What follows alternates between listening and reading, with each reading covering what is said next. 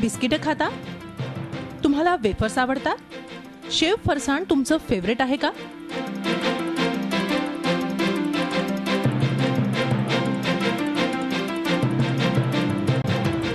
या सगळ्याचं उत्तर होय असेल तर सावधान, कारण तुम्ही मुदत उलटून गेलेले हे पदार्थ तर खात नाहीत ना?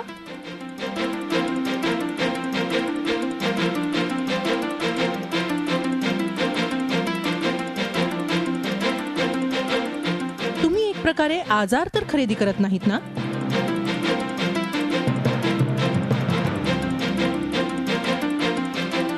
काही लोक आपल्या फायद्यासाठी तुमच्या जीवाशी खेळतायत. तुम्हाला एक्सपायर झालेली बिस्किट्स, वेफर्स आणि शेव फरसाण विकण्याचा प्रयत्न केला जातोय.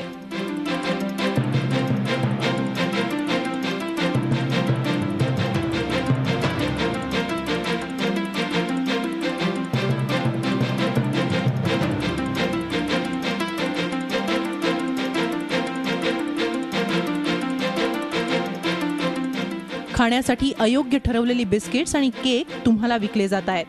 खरं तर ते जनावरांना खाऊ घातले जातात, मात्र ते चक्क तुम्हाला विकले जात आहेत.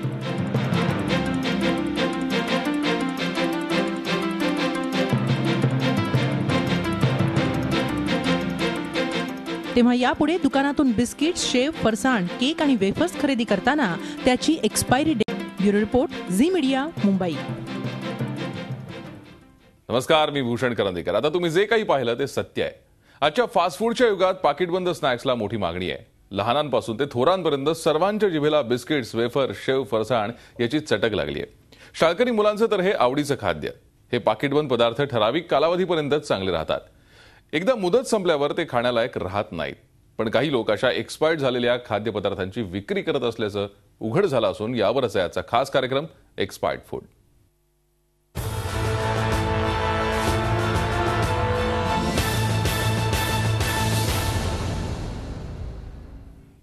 नागपूरमध्ये हा धक्कादायक प्रकार उघडकीस आला आहे. एक्सपायरी डेट उलटून गेलेल्या खाद्यपदार्थांच्या पाकिटांची एका विक्रेत्याकडून विक्री केली जात होती. मात्र याची खबर अन्न आणि औषध प्रशासनाला लागली आणि त्यांनी छापा मारून लाखो रुपये किमतीची ही पाकिटं जप्त केली.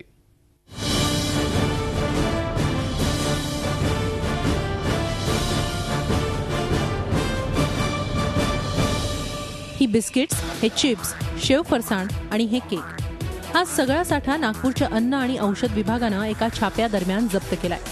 त्याचं कारण म्हणजे हा खाद्यपदार्थांचा सगळा साठा एक्सपायर झालेला असतानाही त्याची विक्री केली जात होती आणि त्यामुळेच अन्न आणि औषध विभागानं छापा मारून हा साठा जप्त केलाय. मोठ्या चलाखीनं हा सगळा प्रकार इथं केला जात होता.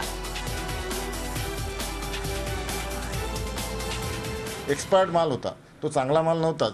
मग त्याला तो एक्सपायर्ड माल तिथेच नष्ट करणे त्याला बंधनकारक होते. म्हणजे फाडून त्याची पावडर करणे, तो सगळा चांगला माल तिथे घेऊन यायचा, चांगला सुस्थितीत चांगला त्याच्याकडून. त्याला थिनरनी त्याची मॅन्युफॅक्चरिंग डेट मिटवायचा आणि स्वतःची एकतर टाकायचा, नाही टाकली तरी तसाच माल तो मार्केटमध्ये विकायचा. ही त्याची रेग्युलर प्रॅक्टिस होती.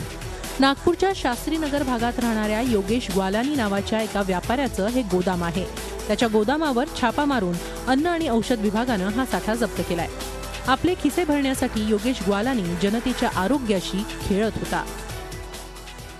हे आम्हाला प्राप्त म्हणजे सूचनेनुसार, म्हणजे माहितीनुसार आम्ही ती सगळी धाड टाकली. ती तर त्याच्या घराची चौकशी केली तर जवळपास आम्हाला 8 ट्रक माल मिळाला. त्या मालाची किंमत आहे 12 लाख रुपये. हा सगळा माल 2013, 2014 आणि 2015 या 3 वर्षातला. मुदत उलटून गेलेल्या खाद्यपदार्थांची पाकिटं विकली जात होती.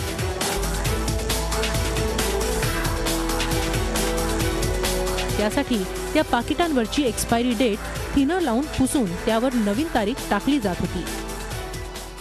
बहुतेक प्रॉडक्टवर बिस्किटावर बेस बिफोर असतो 6 महिन्याचे. जे केक वगैरे असते त्याला 3 महिन्याची यूज बिफोर असते. यूज बिफोर म्हणतात, म्हणजे त्या तारखेच्या आधी तुम्ही वापरायचा आहे, त्या तारखेच्या त्यांनीच विकायचं आहे ते. आता 13ची केक, 14ची केक, 15ची केक, ही तर सगळं फार त्याचं म्हणजे प्रॉडक्टचं लाईफ पूर्ण संपलं. तर असा माल त्याच्याकडे आढळला आणि तो त्याची डेट मिटवून मार्केटला विकत होता. ही त्याची रेग्युलर प्रॅक्टिस होती. ही सगळी खाद्यपदार्थांची पाकिटं झोपडपट्टी परिसरात विकली जात असल्याचं उघड झालंय. सर्वसाधारणपणे लोक खाद्यपदार्थांचं पाकिट खरेदी करताना त्याच्यावरची एक्सपायरी डेट पाहत नाहीत. आणि त्याचाच गैरफायदा घेत अशा प्रकारे मुदत संपून गेलेली बिस्किट्स, वेफर्स, शेव फरसाण आणि केक विकले जात होते. मात्र अन्न व औषध विभागानं कारवाई केल्यामुळे अशा प्रकारचा व्यवसाय करणाऱ्यांना आळा बसणार आहे. अखिलेश हळवेसह bureau report, Zee media, Nagpur. खरं तर खाद्यपदार्थांच्या वापराची मुदत संपल्यानंतर ती सगळी पाकिटं गोळा करून नष्ट केली जातात किंवा त्याची भुकटी करून ती जनावरांना खाऊ घातली जाते. मात्र नागपूरमधील योगेश ग्वालानी चक्क त्याची विक्री करत होता.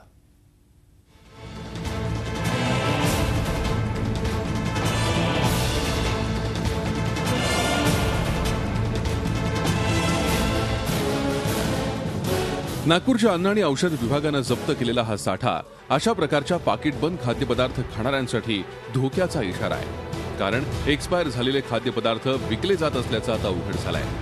लहान मुलांना अशा प्रकारच्या खाद्यपदार्थांची आवड असते आणि त्याचाच गैरफायदा नागपूरच्या योगेश ग्वालानी घेत होता.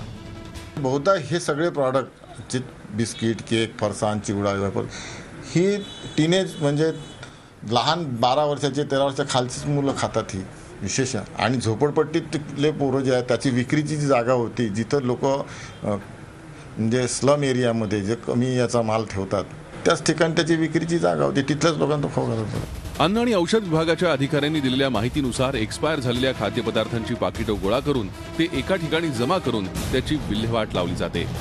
कंपनीच्या नियमाने स्ट्रिक्ट वॉर्निंग, त्यांचा कॉन्ट्रॅक्ट पण आहे तसाच. त्यांचा कॉन्ट्रॅक्ट असा आहे त्याच्यामध्ये की त्यांनी एक्सपायर्ड माल बाजारातून गोळा करायचा, त्यांचा C&F गोळा करेल, C&F कॅरिंग फॉर त्याच्याकडे प्रॉडक्ट येईल तो, आणि तो प्रॉडक्ट आला तर ते पॅकेट फोडतील आणि ते बिस्किट, चिवडा वगैरे जे काय आहे ते सगळं बारीक करतील मशीननी, आणि बारीक केलेला मग नंतर कॅटल फीड म्हणून तो मार्केटमध्ये तो माणूस विकल ज्याच्याकडे बिस्किट त्यांनी आम्हाला सापडले. आता जो प्रॉब्लेम आहे योगेश ग्वालानीवर एक्सपायर झालेल्या खाद्यपदार्थांची पाकिटं जमा करून ती नष्ट करण्याची जबाबदारी होती. पण त्यांची मॅन्युफॅक्चरिंग डेट बदलून ती पुन्हा बाजारात विकण्याचा उद्योग योगेश ग्वालानीनं चालवला होता. खरं तर अशा पदार्थांची भुकटी करून ते जनावरांना खाऊ घालण्यासाठी पाठवले जातात. मात्र त्यांची बाजारात विक्री केली जात होती. ज्या पद्धतीने या पदार्थांच्या पाकिटावरची एक्सपायरी डेट बदलली जात होती ती हेराफेरी सर्वसामान्य ग्राहकांच्या जराही लक्षात आली नसती. मी बाजारातून वस्तू घेतो, कॉमन मॅन तुम्ही पण या, मी पण कॉमन, या टेबल सोडला की कॉमन मॅन, बाहेर ओळखायला काही स्कोपच नाही त्याला. ते पॅकेट नवीनच असतं, पॅकेट एकदम नवीन होतं. जेवढा स्टॉक आम्ही जुना त्याच्याकडे पाहिला, पॅकेट मात्र तर पॅकेटला कुठेही डॅमेज नव्हता, फक्त ते थिनरनी त्यांनी डेट मोडली होती त्याची. एक्सपायर झालेल्या खाद्यपदार्थांची विक्री प्रकरणी अन्न आणि औषध विभागानं योगेश ग्वालानी विरोधात पोलिसात तक्रार दाखल केली आहे. आता आम्ही याच्यामध्ये नंदनवन पोलीस स्टेशनला FIR लॉन्च केला आणि FIR मध्ये त्याला अरेस्ट होईल आणि पुढची कारवाई पोलीस करतील. मग पोलीस या प्रकरणी आरोपींवर कारवाई करतीलही. मात्र तुम्ही प्रत्येक वेळी दुकानातून एखादी वस्तू खरेदी करताना त्याची एक्सपायरी डेट तपासून पहा, अन्यथा पैसे देऊन आजार विकत घेतल्यासारखं होईल. Akhilesh Halwe, Zee media, Nagpur.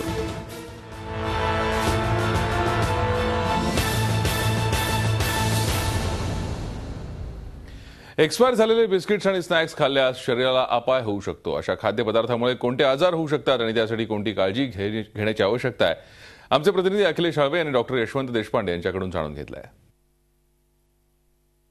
नागपूरच्या FDAच्या अधिकाऱ्याने नुकतीच एक मोठी कारवाई केली आणि या कारवाई अंतर्गत किमान 2 ते 3 वर्ष जुने असलेले एक्सपायरी डेट झालेले खाद्यपदार्थ जप्त केले. त्याच्यामध्ये बिस्किट आणि या सगळ्या पदार्थांचा समावेश आहे.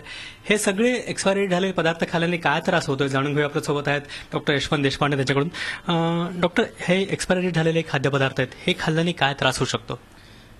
वैधता संपलेले जे खाद्यपदार्थ आहेत, जसं बिस्किट आहे, केक आहे किंवा बाकी अजून खाद्यपदार्थ, याच्यानी काय होतं की शरीरावर नक्कीच त्याचा परिणाम होतो. मुख्य करून आतड्यावर त्याचा परिणाम होतो.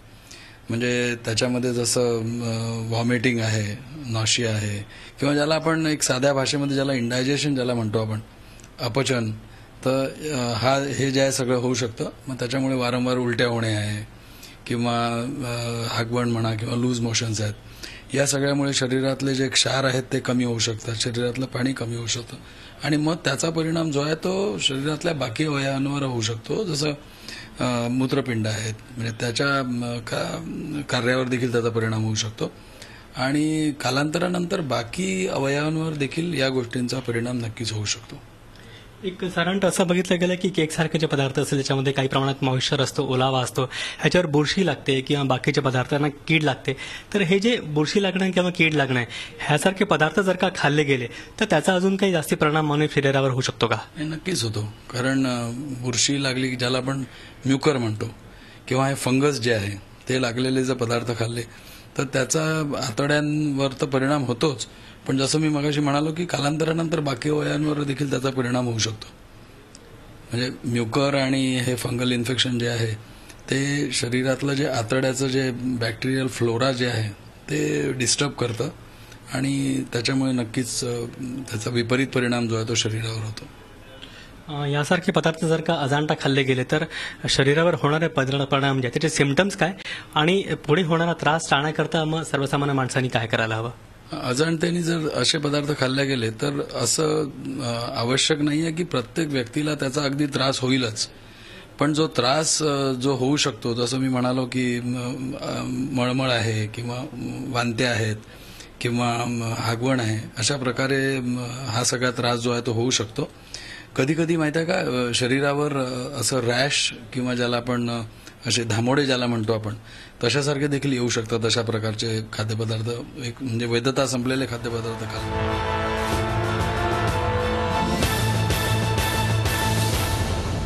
आणि याविषयीच आपण अधिक चर्चा करणार आहोत नागपूरच्या अन्न आणि औषध विभागाचे सहाय्यक आयुक्त नृसिंह वाकोडे यांच्याबरोबर. वाकोडे साहेब, या कारवाईविषयी सुरुवातीला सांगा, कशा पद्धतीने ही कारवाई केली जाते?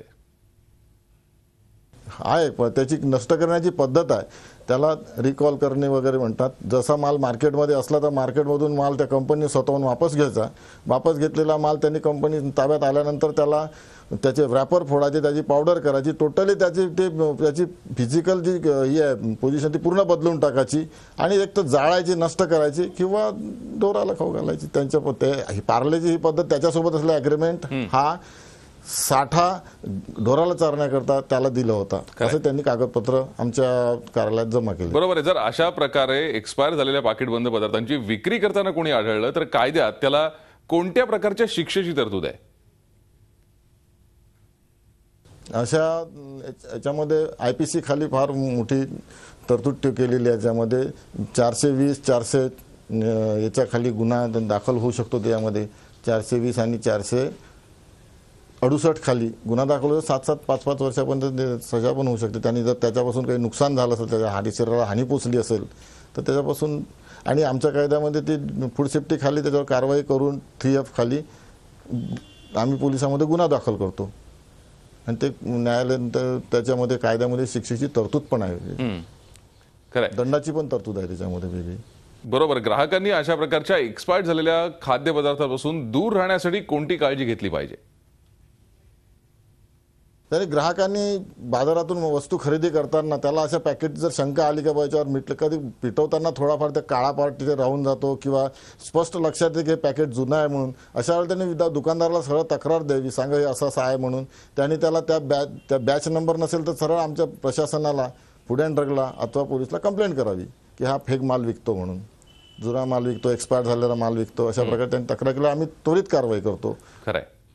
आता या संदर्भात याच्या कार्यक्रमानंतर ग्राहकांमध्ये जागरूकता येईल अशी आशा करूया. धन्यवाद. या चर्चेत आपण सहभागी झालात आणि या संदर्भातली सविस्तर चर्चा केली त्याबद्दल. या विशेष कार्यक्रमामध्ये आज इथेच थांबतोय. ताज्या बातम्यांसाठी आपण पाहत राहा झी 24 तास. रहा एक पाऊल पुढे.